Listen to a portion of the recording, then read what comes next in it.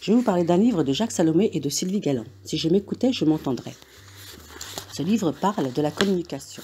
Pour communiquer avec les autres, j'ai besoin d'abord de savoir communiquer avec moi-même. Voilà l'idée fondamentale de ce livre, qui nous fait accéder à une démarche essentielle pour chacun, se rencontrer soi-même et parvenir à se dire tel qu'on est vraiment. Trop souvent, dans nos relations familiales, amicales ou amoureuses, nous sommes pris au double piège de l'accusation d'autrui et de l'auto-accusation. Ce livre nous propose des moyens pratiques afin de devenir un meilleur compagnon pour soi-même et pour les autres. Il dit aussi, ce sera celui du vécu ou du ressenti qui se rattache à un événement, à une situation ou à une rencontre. La zone sensible des réactions affectives n'est jamais absente. Le fourmillement émotionnel habite chacun, comme la source inépuisable d'une parole propre. Quand elle est possible, ce possible dépendra de ma disponibilité à me révéler, à livrer mon vécu intime. Il dépendra aussi de la façon dont l'autre peut m'entendre et de me stimuler à me dire dans cette dimension. Il dit aussi, nous nous présentons dans toute relation avec un ensemble de désirs, de peurs et de besoins sur un fond de manque. Mais nous apportons aussi des ressources, de l'intuition, des intérêts et des élans. Et parfois une capacité étonnante à créer l'imprévu et surprendre la réalité, à introduire les rêves dans le réel. C'est notre pouvoir fabuleux, homme ou femme, de transformer la vie en existence et de la prolonger jusqu'aux confins de l'univers en prenant part au réseau de communication qui nous habite ou nous traverse. Créer sa vie du meilleur endroit de soi-même, communiquer et se communiquer par une qualité de présence à l'autre et au monde. J'ai besoin de lui, je ne peux pas me passer de lui, s'il me quittait, je n'existerais plus. Cette femme amoureuse a inscrit cet homme dans son existence comme la seule réponse possible à un manque en elle.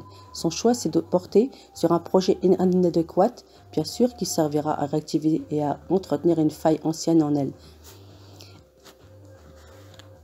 Pour clarifier l'usage des mots, nous utilisons en psychologie la notion de manque en le situant dans le passé. Ce sont des étapes mal vécues dans l'histoire de notre enfance qui laissent en nous des failles et des points fragiles. C'est aussi le drame de la séparation, des pertes ou des abandons qui constituent une des trames de la condition humaine.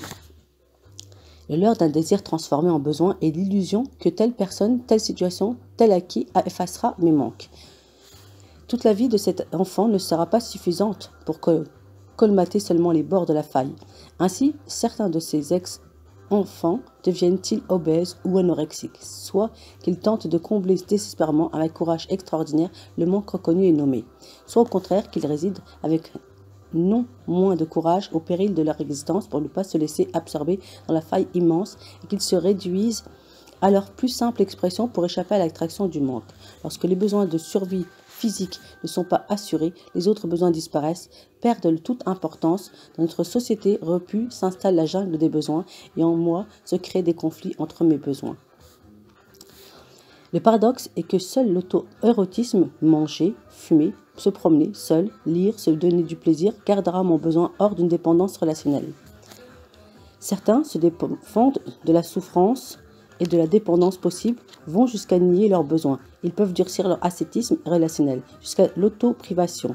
D'autres tentent de les surmonter, de les maîtriser, de les sublimer, de les faire passer sur un autre plan. D'autres encore travaillent à être plus libres en transformant leurs besoins en désirs. Ils font pousser désirs sur le terreau des besoins, ainsi ceux qui écrivent sur des besoins, ainsi les poètes de la vie, ainsi les sages.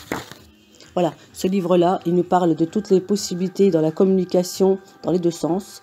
Et c'est-à-dire que ça peut concerner l'homme comme la femme, l'enfant comme l'adulte, le personne âgée. Toute personne qui à un moment donné a une difficulté à pouvoir exprimer son verbe à l'autre et que l'autre puisse comprendre la communication et que celle-ci ne soit pas que dans un sens. Voilà, le livre de Jacques Salomé et de Sylvie Galland. Si je m'écoutais, je m'entendrais.